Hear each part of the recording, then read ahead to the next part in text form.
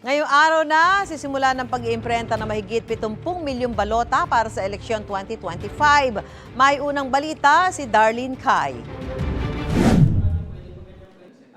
Ito ang magiging itsura ng mga balotang gagamitin sa eleksyon 2025. Nakabold ang font style ng pangalan ng mga kandidato para mas madaling makita.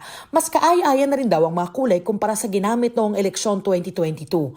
May security marks din. Ipinasilip ng Commission on Elections ang isa sa 1,667 ballot face templates na magiging basihan ng iimprentang mga balota. Pagkatapos po ni Law Department within the day, tapusin lahat, na-check na babalik po nila dito yan sa ating ITD group. So ano pong next step na gagawin po nila? I-implement na lahat, i-encode na lahat, pagkatapos po nun, isi-serialize na po nila. Yun na yung merong serial number. May distinct and specific serial number na po kada balota. Lahat yan makikita sa official website ng COMELEC para ma-check ng lahat ng kandidato at bodante. Makikita na rin sa ballot face template na tanggal na ang pangalan ng mga kandidatong disqualified o nadeklarang nuisance candidates basta final and executory na ang desisyon ng COMELEC.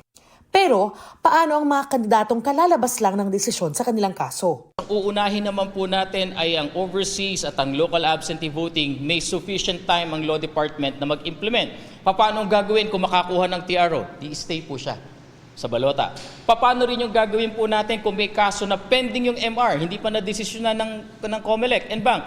Stay pa rin sa balota. Mula rito sa COMELEC Binyan Warehouse, dadalhin daw sa National Printing Office yung hard drives na naglalaman ng serialized ballot face templates. Target daw ng COMELEC na makapag-imprenta ng 1 milyong balota kada araw. Sinisiguro ng COMELEC na saktong bilang lang ng balota ang iimprenta base sa eksaktong bilang ng mga botante. Inihahanda na rin ang nasa 4,000 automated counting machines o ACM na ipadadala sa iba't ibang lugar sa Pilipinas para sa training ng lahat ng poll workers. Hindi lang matatapos sa training yon.